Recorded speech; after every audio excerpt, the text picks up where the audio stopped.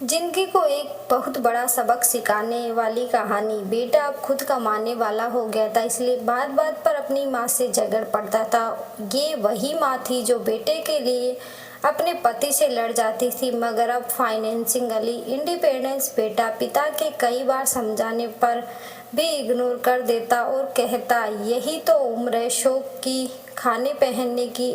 जब आपकी तरह मुंह में दांत और पेट में आंत नहीं रहेंगी तब क्या करूँगा बहू।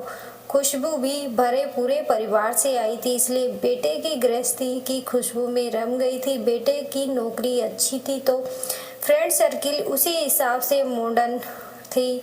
बहू को अक्सर वह पुराने स्टाइल के कपड़े छोड़कर मॉडल पहनने को कहता, मगर बहू मना कर देती।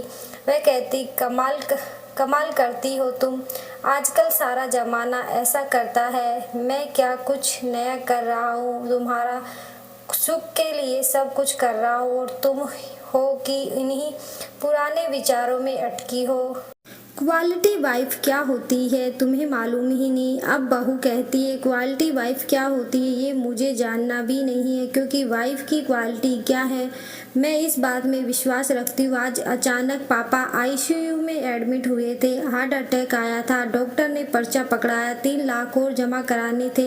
1.5 लाख का बिल तो पहले ही भर दिया था, मगर अब ये 3 लाख भारी पड़ रहे थे। वह बाहर बैठा हुआ सोच रहा था कि अब क्या करे। उसने कई दोस्तों को फ़ोन लगाया कि उसे मदद की ज़रूरत है, मगर किसी ने कुछ बहाना बना दिया। आंखों में आंसू थे और वह उदास था। तभी खुशबू खाने का टिफिन लेकर आई और बोली, अपना ख्याल रखना भी ज़रूरी है, ऐसे उदास होने से क्या होगा, हिम्मत से काम लो, बापूजी को कुछ नहीं होगा, आप चिंता मत करो, कुछ खा लो, फिर पैसों का इंतजाम भी तो करना है आपको। मैं यहाँ बापूजी के पास रुकूंगी, आप खाना खाकर पैसों का इंतजाम कीजिए। पति की आंखों में टप टप आंसू टपकने लगे। कहा, ना आप चिंता मत कीजिए, जिन्हें दोस्तों के साथ आप मॉडर्न पार्टियों करते थे आप उनको फ़ोन कीजिए, देखिए तो ये सही कौन मदद में आता है। पति खामोश और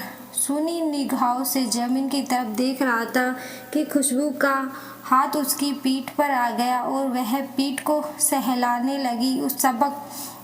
सबने मना कर दिया, सबने कोई ना कोई बहाना बना दिया। खुशबू आज पता चला कि ऐसी दोस्ती तब तक की है जब तक जेब में पैसा है। किसी ने भी हाँ नहीं कहा, जबकि उसकी पार्टी में मैंने लाखों उड़ा दिए उसी दिन के बीच लिए बचाने को, तो माँ बाप कहते थे, खैर कोई बात नहीं, आप चिंता ना करो, ओ हो जाएगा सब ठीक। कितना जमा कराना है, अभी तो तनख्वाह मिलने में भी समय है, आखिर चिंता कैसे ना करूं। खुशबू, तुम्हारी ख्वाहिशों को मैंने संभाल रखा था। क्या मतलब? तुम जो नई तरह के कपड़ों और दूसरों की चीज़ों के लिए मुझे पैसे देते थे वो मैंने संभाल रखे हैं। माँ जी ने फ़ोन पर बताया था 3 लाख जमा करने हैं।